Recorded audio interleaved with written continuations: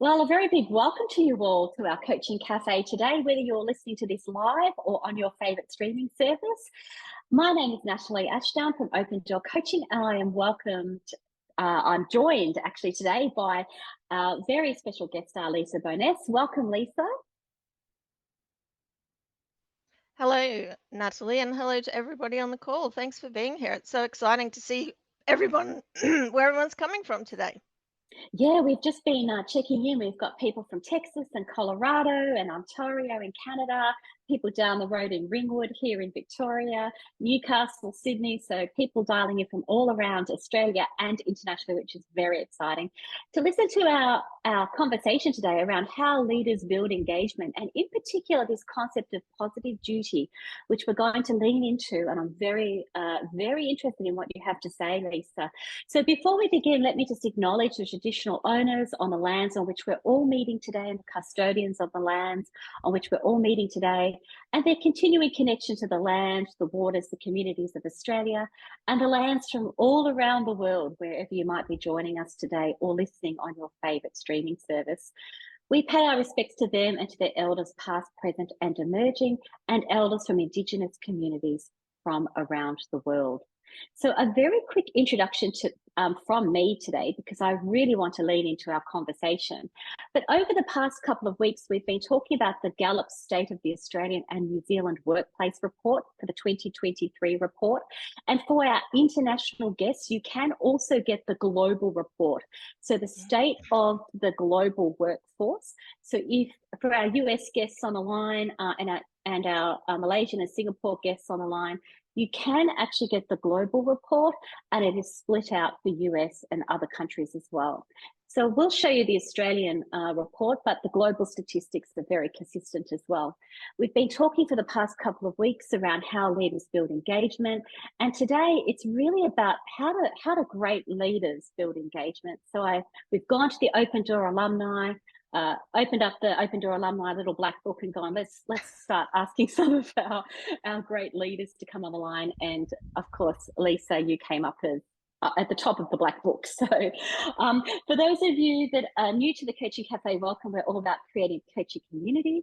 We enjoy sharing our learned experience, and you can do that actually by clicking in there and joining in via the chat box as you've done so far. We'll be able to pick up your comments and your questions, so we really appreciate you doing that. We're about having thought-provoking conversations, and for those of you that are in your ICF renewal zone, I've had to just renew my ICF for my MCC. So we do have ICF CCEs available at the end of the session. Take a screenshot and you can keep those somewhere safe. And of course, this is, do as I say, not as I do. I was keeping my ICF CCU somewhere safe, and I have now uploaded them all to renew my MCC. So we have that available to you. So let's get into our conversation today and looking at the statistics. So we have been talking over the past couple of weeks about these statistics. Around 67% of the workforce quiet quitting, and that is actually very consistent globally, that only 13% of our workforce are thriving at work, and in fact there's a large percentage of our workforce, 20%, who are actively disengaged. And it's this 67% statistic which is actually that's got us interested. And from an Open Door alumni point of view, all the great coaches, managers, leaders on the line, I think this is our challenge. I'm taking up the torch together. I think we can turn this quiet quitting statistic around, one coaching conversation, one coaching question, one organisation at a time. So this is where we've been focusing. And there's a lot of reasons why people are actually quiet quitting, and it's things like lack of contribution, lack of recognition in the workplace, lack of recognition for my contribution, lack of learning and repetitive work, managers are unapproachable, no autonomy, lack of respect, lack of creativity, all of these reasons why people are quiet quitting. We know it can be turned around with coaching. We know it can be turned around with a coaching approach. And this is what we've been focusing on over the last couple of weeks. What's I'm interested in is actually hearing from our leaders, hearing from people who have been active in this space for many years, who have been thinking about engagement, thinking about coaching, building a coaching culture within their workplaces over many, many years. And that's when I'm turning to you, Leisa, to say, let's have a conversation about that. So once again, thank you for joining us on the line. And I'm going to stop my share so that we can actually see each other a bit easier. There you go. And Leisa, so that's my introduction. I want to spend no more time talking. I want to really give you the floor. And as I said, you've been working for years in coaching, building engagement in this space, in the workplace, across large corporate organisations and now the government organisations. Could I perhaps firstly get your reaction to those statistics? The 67% of our workforce is quite quitting. When you see that, what's your reaction? When I see that statistic, first I'm kind of like, oh, really? That's a lot. But when I was reflecting on this and I started thinking about the conversation today, I've come to the point where I'm not really surprised because Mm, people are tired. The last 3 years has, everything going on with COVID and what's happening in the world right now. People are suffering, whether they're aware of it or not, whether they have a conscious awareness that they're stressed or traumatized or whatever it might be. So they're just doing the basics that they have to do to get by. And particularly when they're not getting the things back from the workplace that are going to help bolster their well-being, they're just like, well, there's nothing here for me. I just do what I do, tap my buttons, and just get by because I haven't got anything else to invest here. That's my take on quiet quitting. yeah, and we were talking about this just at breakfast this morning, actually, and we said, "Is this is perhaps still a hangover from COVID?" You know, we had those couple of difficult years, and then we've had to readjust to the workforce, Yeah. readjust to working from home. And Hybrid we were working talking, is hard for people to deal with. Um, yeah, and I think, if you think about our stress levels or our well-being levels on a scale, we're already notched up, right? So it doesn't take mm, much for us to be floundering. yeah, and Melody's jumped in. Thank you for doing that, and said, you know, people, there is a lot of understaffing going on, and people Yes. are feeling overworked. So Yes. you kind of put what's happened over the last 2 or 3 years, and we've emerged into this new workforce where there's a hybrid working places across organisations. But I suspect, as we're talking about, there's still a bit of that hangover, as you mentioned. So you've been speaking to me about this deeper conversation that we need around engagement, and Yeah.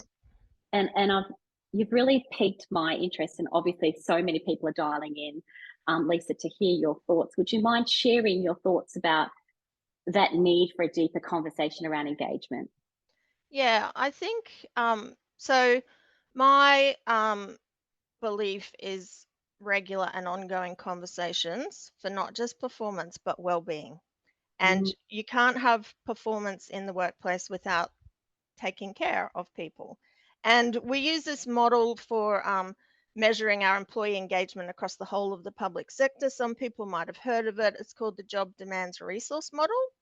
And I would recommend that everybody get familiar with this because it actually identifies for us. So it's kind of like the concept of the emotional bank account. If you're taking out, you have to put in. And demands are things like our workload, our physical space, emotional demands, pressure, time pressures, things like that. If they're really high, and our resources are things like what you were talking about on that slide, Natalie, about manager recognition, feeling appreciated, feeling like you have work that makes a difference. If demands are high and resources are low, we get burnout in our workforce. And mm, burnout is where I see the people quiet quitting. A lot of those people are sitting in burnout. If we have high demands, but also high resources, we get positive employee engagement and positive organizational outcomes. Now, the thing with this model is even though demands might be high, You don't need to necessarily lower demands. We need to heighten our resources. And that's where our things like the deep conversations with our people actually make a difference to them. They feel like they're being heard. I'm interested. And people will always remember how we make them feel, not necessarily what we say. And I think that's understanding what fits into these resources, which they do map really well to those key points you had on your slide before. Understanding what they are and how they can make a difference to people, bring them into the conversations we have. And whether,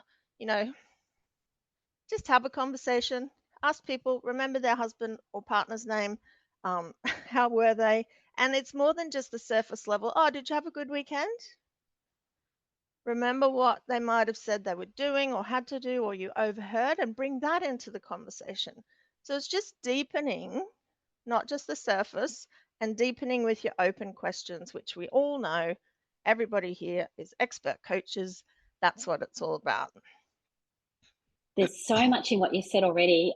Everybody who is listening has the benefit of sitting down and taking notes like me, and will also have the benefit of listening back to the Coaching Cafe, because there's so much in what you've said already, Leisa. And Peggy is saying people are feeling disconnected with working from home. Mez agrees with you about burnout. And okay, so where I'm going with this thinking is, you talked about high demand and high resources. So those resources can be external resources that I'm getting from my workplace, my manager, but also internal resources. Absolutely. So if I'm feeling internally depleted, my resources internally are depleted, that equals burnout. Yeah. So the challenge is, what I'm hearing you say is that there's a fantastic opportunity to build people's internal resources they can call upon, but also their external resources around them as well. That's right. Yep. And it's not just, as you said, what the workplace brings, it's what we bring, and what the potential that all of the people who are around us bring. Yeah. And I think that is a deeper level of connection now and engagement when we actually tap into how are people feeling in terms of their own internal resources. And that's where people on the line who are connecting with, the burnout factor and disconnected from working from home and things like that. Yeah, thank you. We've got, and I've got a little diagram I started drawing as soon as you said, because I can share this model too. I've got a little visual, so I can send that to you to share too, Natalie. Thank you. If that's useful. Yeah. And you're talking to me also in our preparation for our Coaching Cafe, Leisa, just to extend that now. You were talking to me about the need for positive duty. And I have heard the term, but I'd be really grateful if you'd share with people that are listening what you mean by positive duty, how it links to our conversation, and why it's so important. So there's 3 questions there in one. Okay, I'll try and get it right. Apologies for the coaches on the line. I have stuck the question there, but yeah, I know there's a big link here to positive duty, and it would be good to hear about what you mean by that term as well, just to kick off that. I'll start talking about positive duty, and if I need to, or I don't answer the questions you stacked on me, we'll come back to that. That would be my fault, yeah. I've just come across this term positive duty, and here in Australia, it relates to our Sexual Discrimination Act.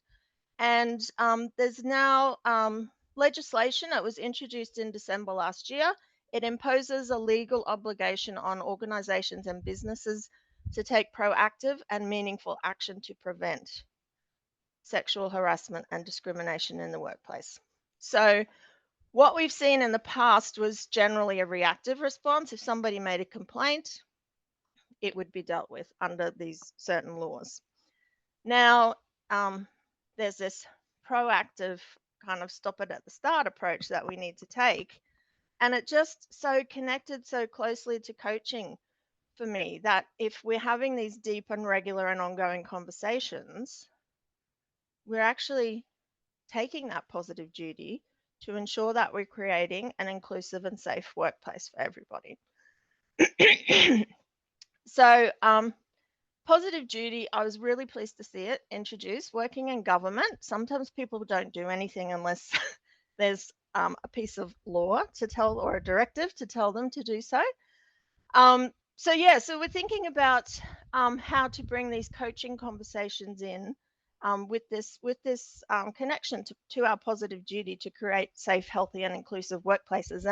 And for me, it's not just relating to that Sex Discrimination Act. It's just about creating safe, healthy, and inclusive workplaces. What else were you asking me?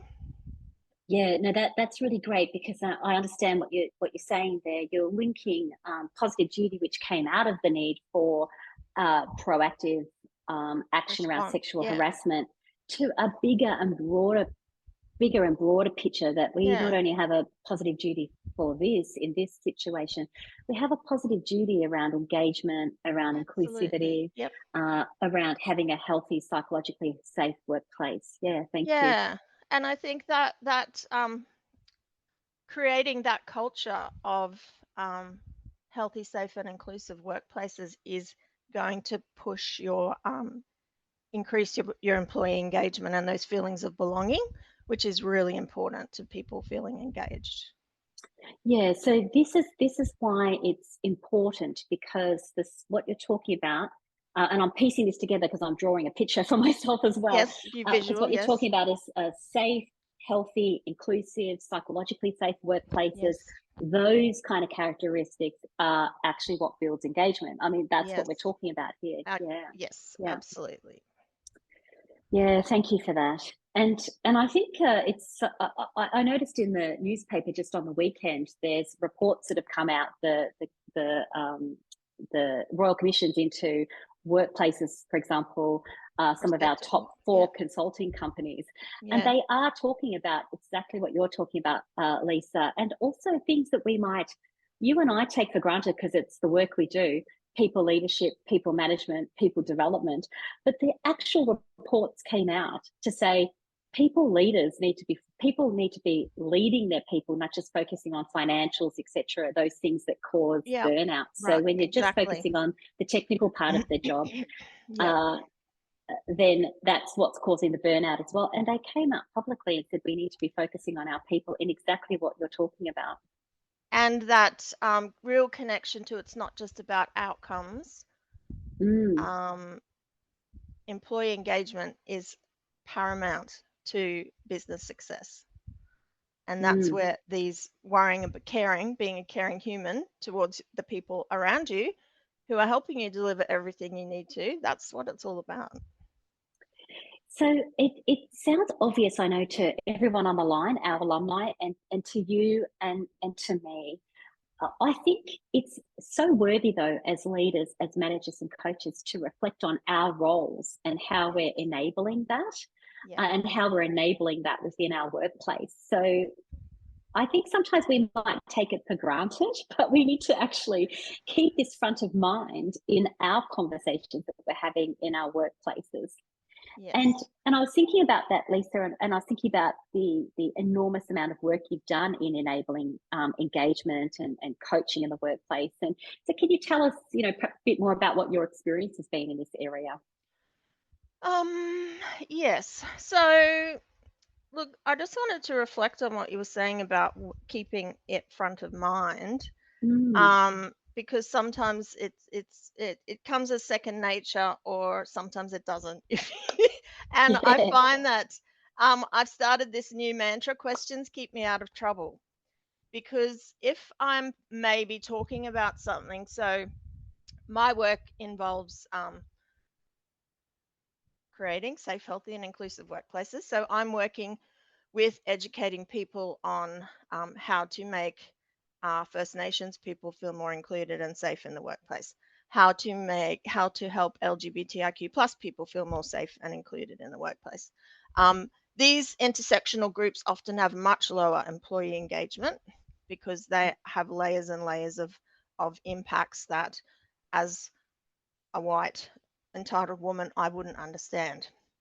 So, raising awareness about these topics, I can sometimes get really passionate about it. Yeah. And I've gotten myself into trouble by saying, you can do this or do this or do this, instead of actually asking questions of people. So, questions keep me out of trouble. And that's probably one of the things that I'm most passionate about in my work now, and how I can include coaching and bring people into the conversations. So we talk about calling people in rather than calling people out. So, hey, you can't say that, or what makes that interesting for you? So the coaching culture is imperative for changing, for creating belonging for people.